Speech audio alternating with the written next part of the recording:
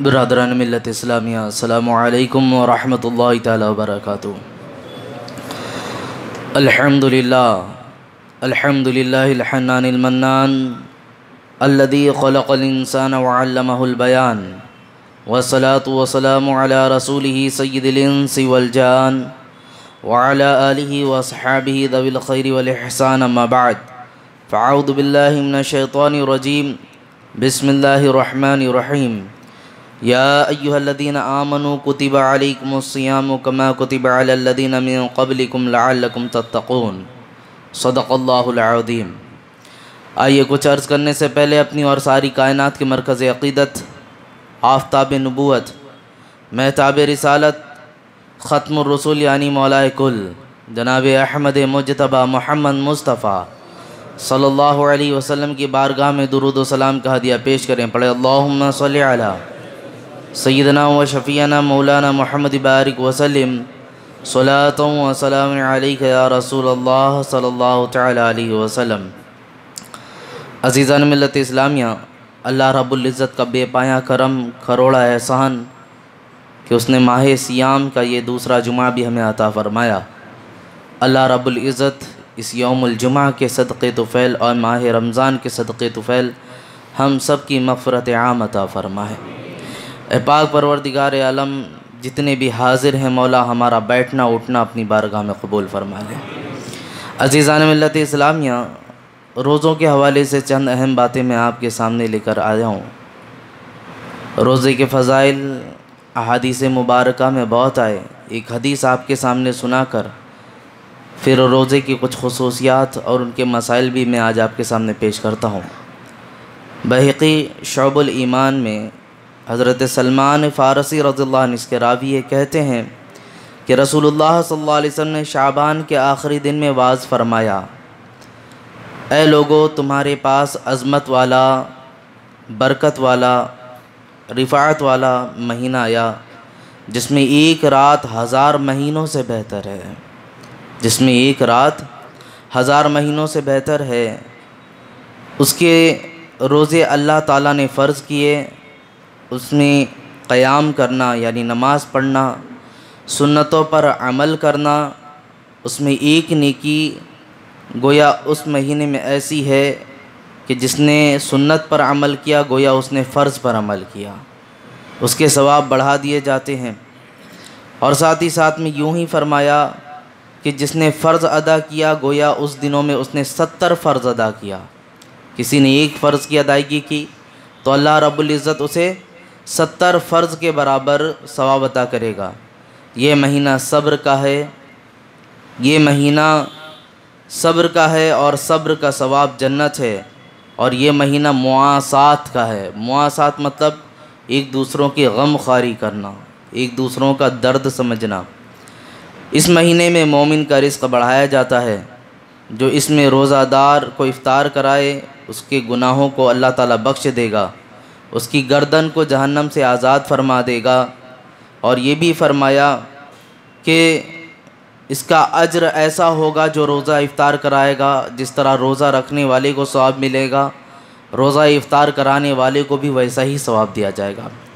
ایک صحابی بارگاہ میں ہی حاضر تھے، انہوں نے عرض کیا، یا رسول اللہ صلی اللہ علیہ وسلم، ہمارے پاس اتنی چیزیں نہیں ہیں کہ ہم کسی کو بھر پیٹ افطار کرا سکیں۔ نبی پاک صلی اللہ علیہ وسلم نے ارشاد فرمایا، اگر تم 1 گھونٹ 2 گھونٹ پانی بھی پلا دو تو اللہ تمہیں ویسے ہی ثواب عطا کرے گا۔ جس کے پاس طاقت ہے، استطاعت ہے روزہ دار کو افطار کرانے کی تو بھر پیٹ افطار کرائے، نہیں تو اگر کوئی کھجور بھی لا کر رکھ دے، خورما کا لفظ بھی استعمال ہے کہ اگر وہ ایک خورما یا 1 گھونٹ شربت بھی پلا دے، 1 گھونٹ دودھ بھی پلا دے تو اللہ تعالیٰ اسے ویسا ہی ثواب عطا فرمائے گا۔ پھر ساتھ ہی ساتھ اللہ کے رسول صلی اللہ علیہ وسلم نے فرمایا، یہ مہینہ ایسا مہینہ ہے جس کا پہلا عشرہ رحمت کا ہے، دوسرا عشرہ مغفرت کا ہے اور تیسرا عشرہ جہنم سے آزادی کا ہے۔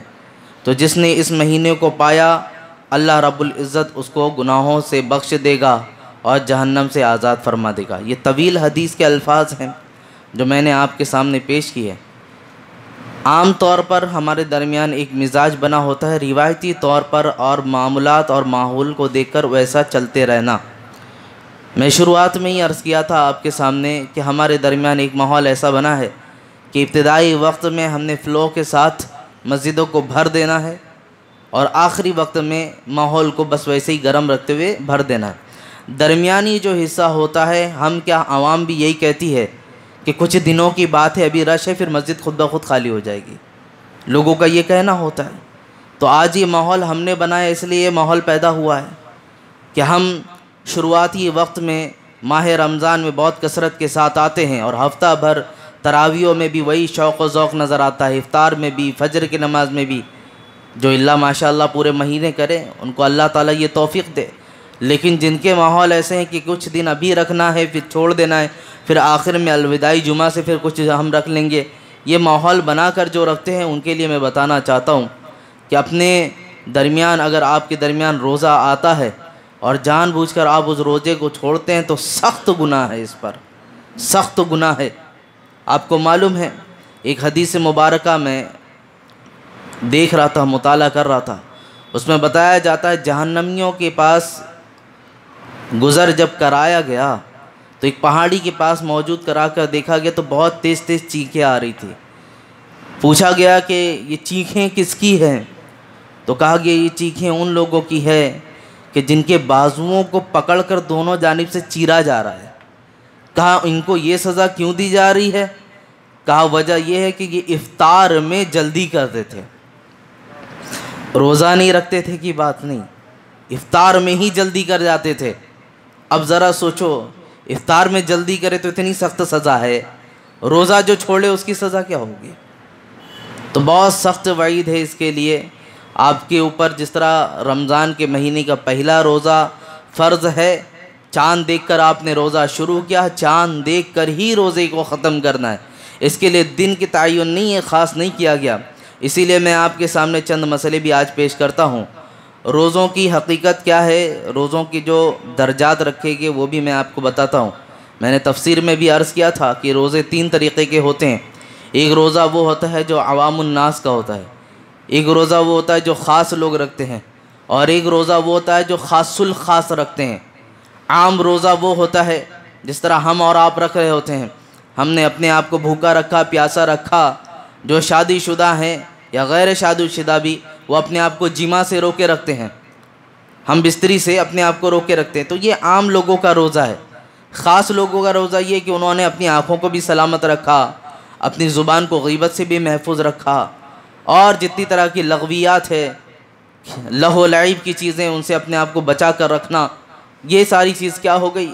یہ ہو گئی خاص لوگوں کا روزہ۔ اور خاص الخاص کا روزہ کیا ہے کہ اپنے آپ کو پورا اللہ رب العزت کے سپرد کر دینا، پورا، دنیا کی طرف کوئی توجہ ہی نہ ہو، صرف اس کی ایک ہی منشا ہو، رب کو راضی کرنا ہے، عبادت کرنا ہے، دنیا کی طرف کوئی اس کی توجہ ہی نہ ہو۔ تو یہ ماہ رمضان کا وہ ایک ہی روزہ ہے، لیکن روزے میں ذرا دیکھیں کہ کیٹیگری انسان کی تین طریقے کی بن گئی۔ ایک عام انسان ہو گیا، ایک خاص انسان ہو گیا، اور ایک خاص الخاص ہو گیا۔ عام طور پر میں آپ کے سامنے پیش کروں، خاص الخاص بننے کی ضرورت نہیں ہے آپ کو کہ آپ رہبانیت اختیار کر لیں، جنگلوں کی طرف چلے جائیں، پہاڑوں پر چلے جائیں، یہ سب کرنے کی ضرورت نہیں۔ لیکن ہاں، فی زمانہ اگر اپنے روزوں میں برکتیں دیکھنا ہے اور اس کی لطافت اور اس کی برکت و رحمت سے مالا مال ہونا ہے تو خاص لوگوں کا روزہ رکھنا شروع کر دو، کیونکہ روزہ صرف ہمارے منہ کا نہیں، ہماری نگاہوں کا، شرم گاہوں کا، سب چیزوں کا ہے۔ عزیزان ملت اسلامیہ، اسی روزے کے حوالے سے فقہا فرماتے ہیں کہ کچھ روزہ جو ہوتا ہے وہ فرض ہوتا ہے، کچھ روزہ جو ہوتا ہے وہ واجب ہوتا ہے، کچھ روزہ جو ہوتا ہے وہ نفل ہوتا ہے، اور کچھ جگہ روزہ رکھنا مکروہ تنزیہی اور مکروہ تحریمی بھی ہوتا ہے۔ 5 چیزیں میں نے آپ کے سامنے رکھی ہے۔ روزہ رکھنا فرض ہے، روزہ رکھنا واجب ہے، روزہ رکھنا نفل ہے، روزہ رکھنا مکروہ تنزیہی، مکروہ تحریمی۔ مکروہ تنزیہی، تحریمی ہر ایک ایک کر کے میں آپ کے سامنے پیش کرتا ہوں۔ فرض روزہ رکھنا، ماہ رمضان کے جو روزے ہمارے سامنے آئے ہیں ان روزوں کا رکھنا فرض ہے۔ اب فرض کی بھی 2 حالت ہو جاتی ہے، ایک کہتے ہیں فرض معین، ایک ہوتا ہے فرض غیر معین۔ تھوڑا علمی گفتگو کروں گا، واقعات وغیرہ تو بہت سنتے، تھوڑا مسائل بھی سیکھ کر کے جائیں تاکہ ہم جس چیز کے درمیان ہیں ان کے مسئلے بھی پتہ ہونا چاہیے ہمارے لیے۔ ایک ہوتا ہے فرض معین، ایک ہوتا ہے فرض غیر معین۔ معین کا مطلب ہوتا ہے فکس کر دینا، اگر توجہ رہی تو پورے مسئلے سیکھ جائیں گے۔ معین کا مطلب ہوتا ہے فکس کر دینا، فرض مطلب جس کو کرنا ہی ہے، اگر آپ نے چھوڑا تو سخت گنہگار ہوں گے، مستحق عذاب ہوں گے۔ کوئی بھی چیز جو فرض ہے اس کا مطلب یہی ہوتا ہے۔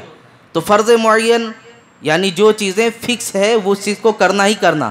تو روزے میں فرض معین کیا ہے؟ وہ مہینے بھر کا روزہ، ماہ رمضان کا روزہ۔ فرض غیر معین کون سا روزہ ہوتا ہے؟ اسی ماہ سیام کا روزہ اگر کسی بیماری کی وجہ سے یا سفر میں رہنے کی وجہ سے جو وجوہات بتائی گئی ہیں چھوڑنے کی، ان میں سے کوئی وجہ پائی گئی اور چھوڑ دیا، تو اب بقیہ 11 مہینوں میں ان کی قضا کرنا یہ بھی فرض ہے۔ اس کو فرض غیر معین کہا گیا۔ اب ہو سکتا ہے یہ کہتے ہوں کہ قضا ہے، روزے چھوٹے ہمیں قضا کرنا ہے، لیکن خالی وہ مت بولو، وہ بھی فرض ہے۔ یہ لفظ لگاؤ ساتھ میں تاکہ اس کی اہمیت جس طرح ماہ سیام میں آپ کو حاصل ہے، ماہ سیام کے علاوہ 11 مہینے میں بھی احساس رہے کہ جو روزے ہم نے چھوڑے اسے بعد میں بھی رکھنا ہے۔ کیونکہ ناموں کے بدلنے سے آج جانتے ہیں کتنے بڑے اثر پڑتے ہیں۔ لوگ آج نام کو ہی بدلنے تو لگے ہوئے ہیں ہر جگہ پر، تو اس کا اثر ہوتا ہے۔ انسان آپ کو ہو سکتا ہے کہ اس کا احساس ابھی نہ ہو، لیکن آنے والی نسلوں میں اس کا احساس ہوگا۔ جن کو نام ہی نہ پتہ ہوگا کہ کس جگہ کا نام کیا ہے، تو وہ تو وہی نام لیں گے نا جہاں کا نام جو سنیں گے۔ تو عزیزان ملت اسلامیہ، نام کا اثر ہوتا ہے۔ تو بات یہ عرض کرنا چاہتا ہوں میں آپ کو، دو ہو گئے فرض میں، فرض کی دو قسمیں، فرض معین رمضان کے روزے، فرض غیر معین رمضان میں جو روزے چھوٹے تھے بقیہ کسی بھی دنوں میں ان کا رکھنا بھی فرض ہے۔ غیر معین کہا گیا اس لیے کہ فکس نہیں ہے، آپ رمضان کے فوراً بعد کسی مہینے بھی رکھو، یا دوسرا رمضان آنے سے پہلے سال بھر کا وقت ہے آپ اسے رکھ لیا کریں، تو اسی لیے اسے غیر معین کہا گیا۔ اب ایک ہے واجب۔ واجب کسے کہتے ہیں؟ تو واجب وہ کام ہے، یہ فرض کے قریب ہوتا ہے واجب بھی، جس کا کرنا نہایت ہی ضروری ہوتا ہے۔ جیسے میں آپ کو بتاؤں، عشاء کی نماز جب قضا ہوتی ہے تو آپ اس کی ادائیگی کرتے ہیں کہ 4 رکعت پڑھتے ہیں۔ ظہر کی قضا ہوئی، عصر کی قضا ہوئی، ان میں 4 رکعت آپ ادا کر دیتے ہیں، لیکن سنت اور نفل وغیرہ آپ نہیں دہراتے۔ لیکن جس نے عشاء کو چھوڑا ہے تو عشاء کے لیے کیا کہا جاتا ہے؟ 4 رکعت یہ بھی پڑھنا ہے، 3 رکعت وتر بھی قضا بھی کرنی ہے۔ وجہ کیا ہوتی ہے؟ کیونکہ وہ وتر واجب ہوتی ہے، اس کو بھی ادا کرنا ضروری ہے آپ کے لیے، اس لیے اس کو بھی دہرانا ہوتا ہے۔ یہ میں مسئلے کے ساتھ مسئلے سکھا رہا ہوں۔ بہت سارے لوگ سوچتے صرف فرض کی قضا، ایسا نہیں۔ 5 وقت کی نمازوں میں جس طرح فرض اگر چھوٹی ہے ان کو ادا کرنا ہے، ہاں نفل اور سنتوں کی قضا نہیں۔ جس طرح آپ نے فرض کی قضا ادا کرنی ہے، آپ کو عشاء کی نماز کی قضا اگر آپ کر رہے ہیں، ان کی فرض ادا کر رہے ہیں، تو اس کے ساتھ ساتھ 3 رکعت وتر بھی پڑھیں، اس کو بھی ادا کرنا پڑے گا آپ کو۔ تو میرے عزیزو، واجب وہ کام جس کا کرنا نہایت ہی ضروری ہے۔ اب روزے کچھ ایسے ہوتے ہیں جو واجب ہوتے ہیں، وہ کون سا روزہ ہے؟ تو اس کی بھی 2 قسم کی گئی، ایک ہے واجب معین، ایک ہے واجب غیر معین۔ یعنی جس کو نظر معین نظر غیر معین کر کے بھی میں بتا دوں، منت ماننا۔ ہمارے درمیان ہے نا، بیمار ہو گئے، کچھ کام پھنسا، تو ہم نظر و نیاز کہتے ہیں نا، نظر و نیاز ہے ہمارے گھر پہ۔ نظر و نیاز مطلب کیا ہوتا ہے؟ کسی چیز کی منت مانا تھا، وہ چیز پوری ہو گئی تو اس کی ادائیگی کر رہا ہوتا ہے۔ تو روزے کے لیے کسی نے منت مان لی، بیٹا بیمار تھا یا کچھ کام تھا، اس نے یہ منت مان لی کہ میرا فلاں کام اگر ہو گیا تو میں فلاں تاریخ کو روزہ رکھوں گا۔ ایک ڈیٹ فکس کر دی کہ فلاں تاریخ کو یہ روزہ رکھوں گا، تو اب یہ نظر کیا ہوگی؟ یہ نظر معین ہو گئی۔ اس کو اسی تاریخ میں آپ کی نظر پوری ہونے کے بعد، یعنی فور ایگزامپل کسی کے گھر میں کوئی بیمار تھا، وہ بیمار صحیح ہو گیا، تو اب کہا تھا اگلے مہینے کی 15 تاریخ کو میں روزہ رکھوں گا اس نظر کو اتارنے کے لیے، تو اس پر واجب ہے اسی تاریخ کو وہ روزہ رکھے، اس پر واجب ہے یہ اسی تاریخ کو روزہ رکھے۔ اسی طرح نظر غیر معین، یعنی اس نے منت تو مان لی، بیٹا بیمار ہے یا کوئی کام پھنسا ہے، یہ کام میرا ہو گیا تو میں اللہ ایک روزہ رکھوں گا، لیکن یہ فکس نہیں کیا کس ڈیٹ میں رکھوں گا، کس تاریخ میں رکھوں گا، اس کو خاص نہیں کیا اس نے، بس یوں ہی کہہ دیا کہ میں کبھی بھی رکھ لوں گا۔ تو اب یہ بھی واجب ہے منت کے پوری ہونے کے بعد کہ اس کے اوپر ضروری ہے کہ منت جب پوری ہو جائے، اس کی نظر پوری ہو جائے، تو اس روزے کو ضرور رکھے۔ ایسا نہیں کہ بولنے کے لیے تھا، پوری ہو گئی تو دیکھیں گے بعد میں، موقع ملا تو رکھیں گے، نہیں تو چھوڑ دیں گے۔ تو اس لیے نظر کے اعتبار سے بھی جو واجب ہوتا ہے روزہ، فرض کیا تھا جسے قرآن نے ہمارے لیے کہہ دیا کہ تم پر روزے فرض کیے گئے، وہ کون سا روزہ؟ ماہ رمضان کا روزہ۔ ماہ رمضان میں ایک فرض معین، ایک فرض غیر معین، اور واجب میں جو ہم نذر کرتے ہیں، ہم منت مانتے ہیں، اس میں سے ایک نذر معین، ایک نذر غیر معین۔ بہت سارے لوگوں کو نیند آنے لگی، واقعات نہیں سن رہے اس لیے شاید ایسا ہو رہا ہے، ہوتا ہے، لیکن اگر نیند آ رہی ہے تھوڑا سو بھی جاؤ، کوئی مسئلہ نہیں ہے، یہ بھی میری ذمہ داریوں پہ بتانا ہے آپ تک، ٹھیک ہے۔ بات یہ عرض کرنا چاہتا ہوں، آپ لوگ بہت سارے لوگوں کو جمعی پہ جمعی آ رہی ہے، اس کا بھی طریقہ ہے روکنے کا۔ حدیث مبارکہ میں فرمایا گیا اور فقہ نے اس کے ایک طریقے بتائے ہیں، اگر آپ کو جمعی آتی ہے تو دل میں اتنا خیال رکھ لو کہ ہمارے نبی پاک صلی اللہ علیہ وسلم کو جمعی نہیں آتی تھی، اتنا اگر آپ کو خیال آ گیا تو جمعی چلی جائے گی۔ اور اگر آنے لگی ہے تو پھر اس کے بعد کہا کہ اپنے اوپر کے دانت کو نیچے کے ہونٹوں سے گڑا لو، دبا لو، اس سے آنے والی جمعی اسی وقت رک جائیے۔ اس کے باوجود بھی آتی، پھر طریقہ ہے آپ کے ہاتھ رکھنے ساری چیزیں، نہ کہ بڑے بڑے منہ کھول کر کے ساروں کو جغرافیہ دکھانا اندر کا، یہ چیز نہیں ہوتا، یہ غیر مہذب چیز ہے۔ بہرکیف تھوڑا سا نیند بھگانے کے لیے یہ بات میں نے آپ کے سامنے کی، یہ ضروری بھی تھا۔ تو بات یہ عرض کرنا چاہتا ہوں میں، نظر کی بات آئی ہے تو تھوڑا سا میں آپ کی توجہ بھی دلا دوں۔ آج نظر ماننا ہوتا ہے تو ہمارے لیے آسان ہے کہ بس یہ چیز پوری ہو جائے، اجمیر جائیں گے چادر چڑھا کے آئیں گے، یہ سب سے اچھی نظر ہے۔ کیوں؟ گھومنے کا گھومنا بھی ہو جائے گا اور مزار کے مزار بھی چلے جائیں گے، آسان چیزیں ڈھونڈی ہم نے۔ تو ہمارے نزدیک جو آسانیاں ہمیں بہت ڈھونڈی ہے، نظر اگر کرنی ہے تو عبادتوں کی نظر مانو۔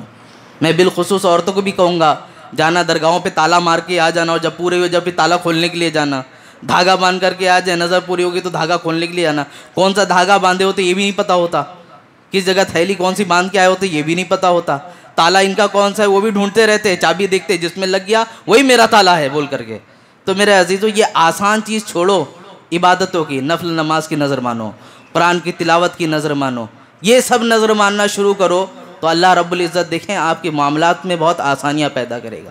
یہ جو نظر ہے خالی درگاہوں پہ چکر لگانا، جائیں فیض حاصل کرنے کی نیت سے جائیں، لیکن نظر و نیاز اس چیز کی ماننے سے بہتر ہے کہ آپ کس چیز کی نظر مانیں کہ بارگاہوں میں اگر حاضر بھی ہوں گے ہم تو وہاں بیٹھ کر ایک قرآن کی تلاوت کریں گے، نہیں فلاں سورتوں کی تلاوت کریں گے، اس کو ساتھ میں ایڈ کر لیں تو کچھ چیزوں کا مزہ آپ کو ملے گا۔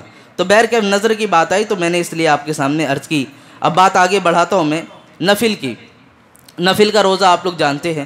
اب نفل میں بھی دو قسمیں ہیں، ایک ہے نفل مسنون، ایک ہے نفل مستحب۔ اس کو اگر میں دوسرے الفاظ میں سنت موقدہ اور غیر موقدہ سے سمجھاؤں تو شاید اچھی طرح سمجھ جائیں گے۔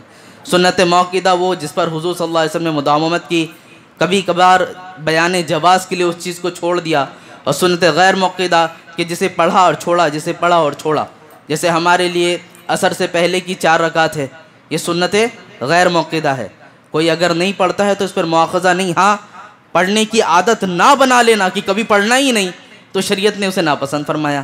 اسی طرح عشاء سے پہلے کی 4 رکعت یہ بھی سنت غیر موقدہ ہے۔ کوئی اپنے اندر عادت ڈال لے کہ پڑھنا ہی نہیں ہے، ڈائریکٹ عشاء کی جماعت میں ہی آنا ہے۔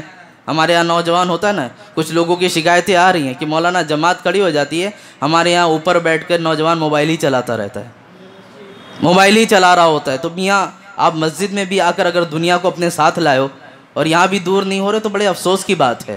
ماہ رمضان ملا، جماعت ملی، رکعت ملی، سجدے کرنے کی توفیق ملی، سب چیز ملا، باوجود اس کے تمہارے گناہوں پر دوسرے لوگ گواہی دے رہے ہیں اور دوسروں کو آ کے گواہ بنا رہے، تو بڑی کم نصیبی ہے ہمارے لیے، بڑی کم نصیبی ہے میرے عزیزوں۔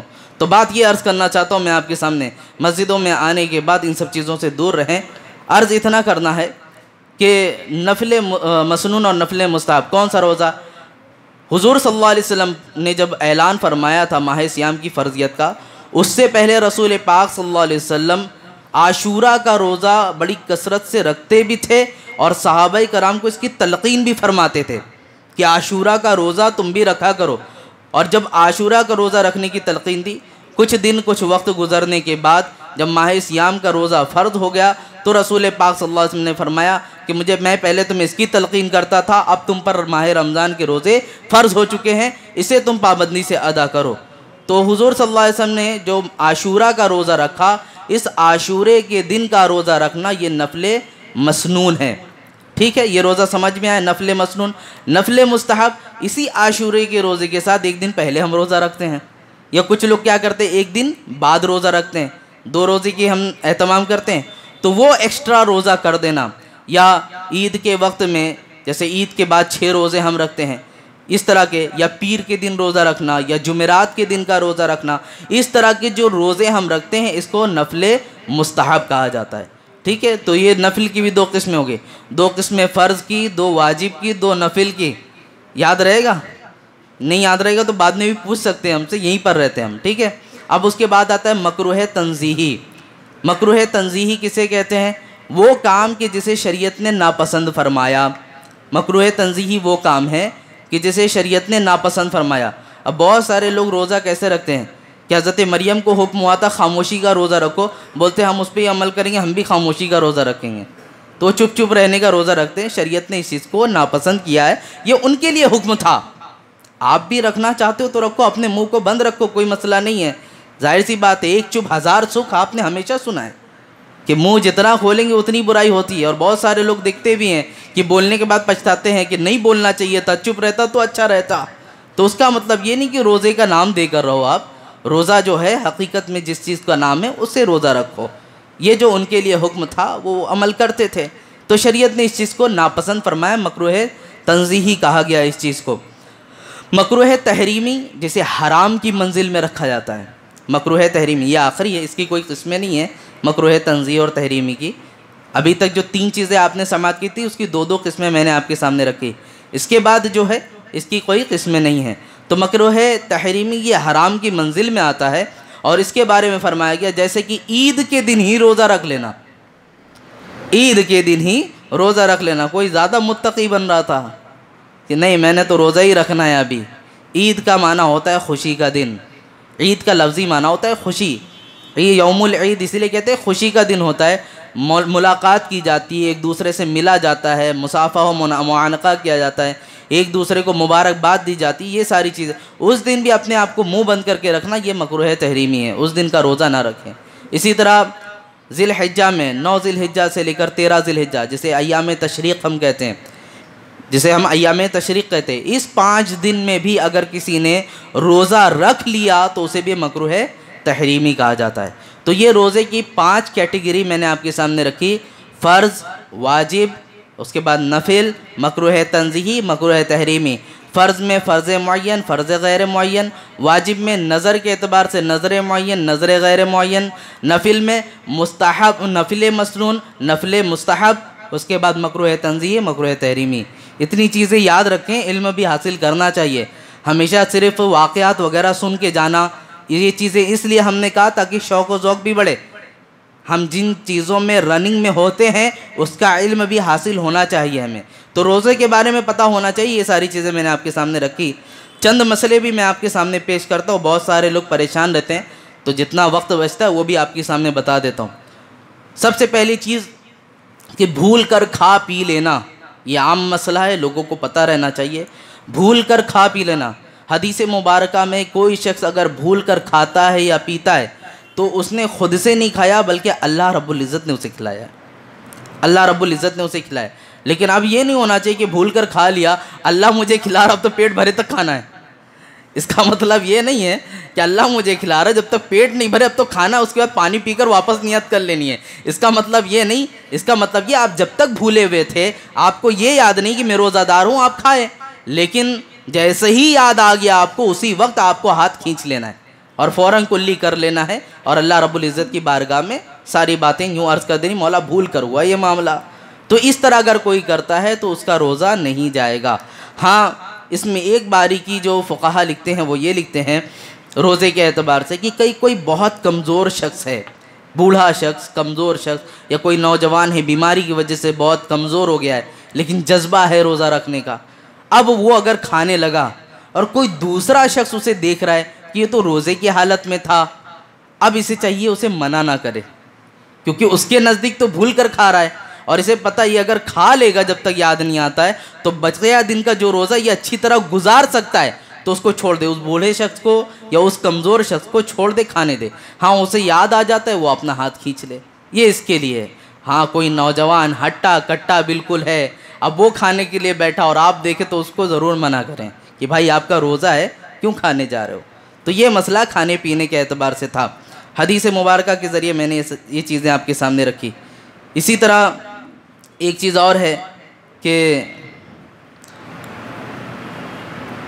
کسی نے مکھی یا دھواں یا گرد و غبار بات کر رہا تھا، بات کرتے کرتے مکھی چلی گئی حلق میں، تو اب ایسا کیا روزہ ٹوٹ گیا، روزہ ٹوٹ گیا بول کر کے، ایسا نہیں ہوتا، اس سے بھی روزہ نہیں جائے گا۔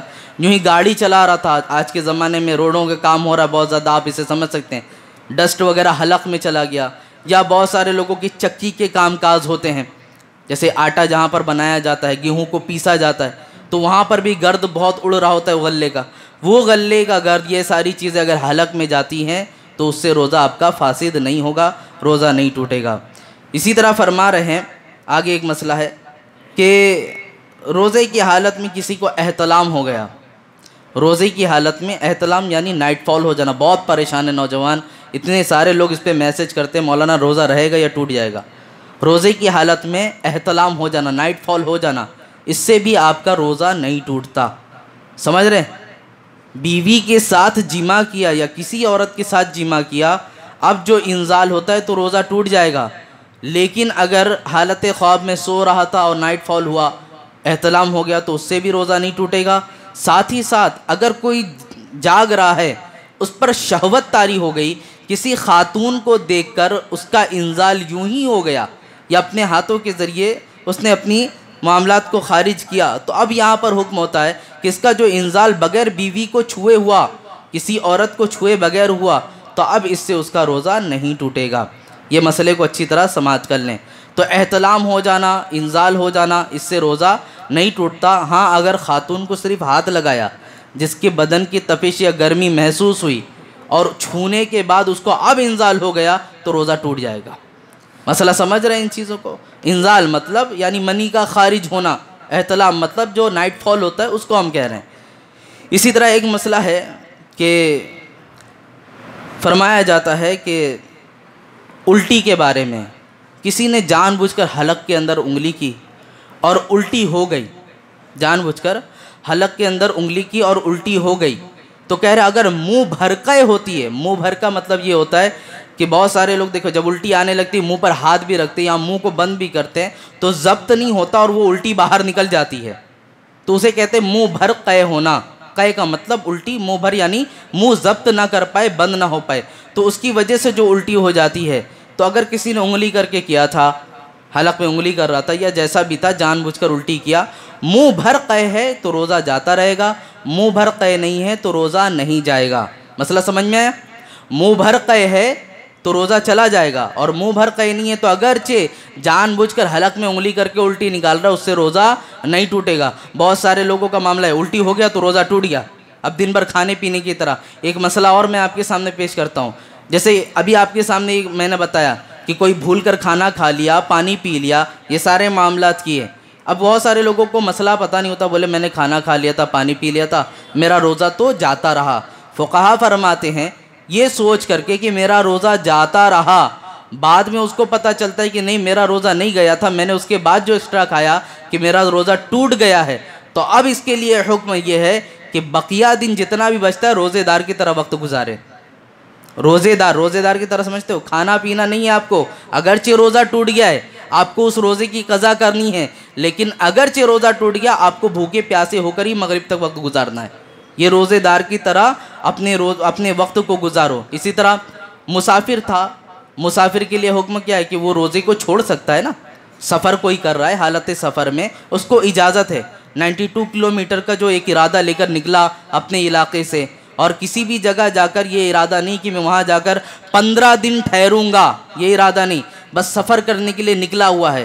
اب سفر کر رہا تھا، 92 کلومیٹر کے آگے نکل گیا، لیکن جہاں جا کر اس کو یہ تھا کہ میں یہاں ٹھہروں گا نہیں، اچانک میں ارادہ بنا دیا کہ نہیں میں یہاں 15 دن ٹھہروں گا، ٹھیک ہے، یا سفر کے لیے نکلا تھا کسی وجہ سے گھر واپس آ گیا، تو اب یہ مسافر سے مقیم ہو گیا، یعنی اپنی جگہ واپس لوٹ گیا، یا جہاں 15 دن کی نیت کر لی، تو یہ تو روزہ رکھا نہیں تھا، اس کو بھی حکم یہی ہوگا کہ اگرچہ تو روزہ نہیں رکھا ہے، کھانا پینا مت کر، مقیم ہو گیا، روزے داروں کی طرح اپنے وقت گزار، روزے داروں کے جیسا اپنا بقیہ وقت گزارنا پڑے گا۔ تو میرے عزیزو بولنا یہ ہے کہ الٹی ہو گئی، آپ کو یہ سوچا کہ روزہ ٹوٹ گیا ہے بول کر کے، حالانکہ منہ بھر قے نہیں تھی، روزہ نہیں ٹوٹا تھا، جو جان بوجھ کر کرتے ان کی بات کر رہا ہوں۔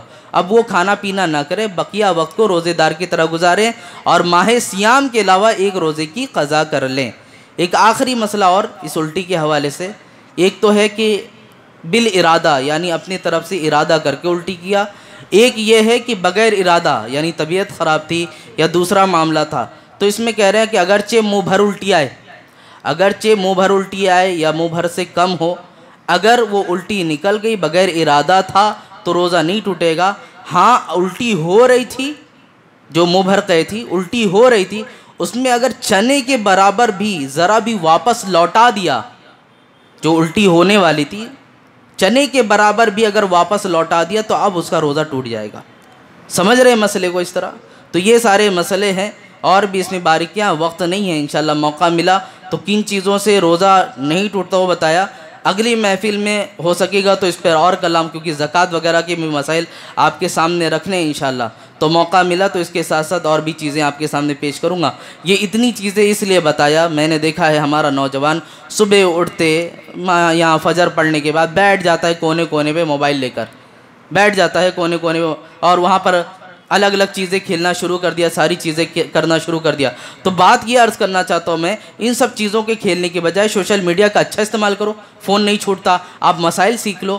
آج ہی میں ایک جگہ سے گزر رہا تھا، صبح کی بات بتاتا ہوں، فجر کے بعد دل باغ ہو گیا، اور دل سے میں نے دعا دیا۔ ایک خاتون حجاب میں ملبوس اپنے کام کے لیے جا رہی تھی، اس کے ہاتھ میں موبائل نہیں، وہ قرآن تھا، راستے میں قرآن پڑھتے ہوئے جا رہی تھی، چھوٹا سا دیکھا دل میں، تو میں نے کہا مولا آج بھی ایسے لوگ موجود ہیں۔ ہم نے تو باہر کی یہ ساری چیزیں دیکھا تھا کہ لوگ قرآن پڑھ رہے ہیں سفر کے دوران، لیکن وہ خاتون، وہ بچی ہاتھوں میں قرآن لیکن نظریں جھکائے ہوئے چپ چاپ چلتی چلی جا رہی ہے۔ میرا دل اور میرا وجدان کہتا ہے ایسی ماؤں کے پیٹ سے اللہ رب العزت امام حسین کے جیسا جذبہ رکھنے والے بچے ضرور پیدا فرمائے گا۔ یہ ہمارا وجدان کہتا ہے انشاءاللہ کہ جو اپنے آپ کو پروان اس طرح چڑھائیں گے ان کی نسلیں بھی آباد ہوگی، ان کا ایمان بھی مضبوط ہوگا۔ تو ماہ سیام کے ذریعے جو قرآن نے ہمیں کہا لعلکم تتقون، تاکہ تم متقی بن جاؤ، تو ان سب چیزوں کی جانب آؤ، مسائل سیکھو، اپنے آپ کو ان کی جانب راغب کرو۔ اللہ رب العزت ان میں آپ کو مشغول رکھتے ہوئے علم دین کا ثواب بھی عطا فرمائے گا، اور آپ کے روزے تقوی پرہیزگاری کی منزل کو بھی پہنچیں گے۔ اللہ تعالیٰ کہنے سننے سے ادا عمل کی توفیق عطا فرمائے۔ اے پاک پروردگار عالم، جتنے مسائل بیان ہوئے، جتنی حدیثیں سنی، جو چیزیں سنی گئی مولا اس پر عمل پیرا ہونے کی توفیق عطا فرما۔ اے پاک پروردگار عالم، اس یوم الجمعہ کے صدقے ہم سب کی مغفرت عام عطا فرما۔ مولا جس کے روزے کو تو پسند کرتا ہے اس کے صدقے میں ہمارے روزوں کو بھی قبول فرما لے، جن کے سجدوں کو، تلاوتوں کو تو قبول کرتا ہے اس کے صدقے تو فعل ہماری نمازوں کو، تراویح کو، ہماری تلاوتوں کو اپنی بارگاہ میں شرف قبولیت عطا فرما۔ مولا جو کچھ کہا، جو کچھ کہنے سے رہ گیا، تو علیم و خبیر ہے، سب کی جائز تمنائیں مرادوں کو پوری فرما۔ تیری بارگاہ میں ایک ہی صدا ہے مولا، بے حساب بخش دے مولا، اس لیے کہ تو رحمان ہے، بے سبب بخش دے مولا، اس لیے کہ تو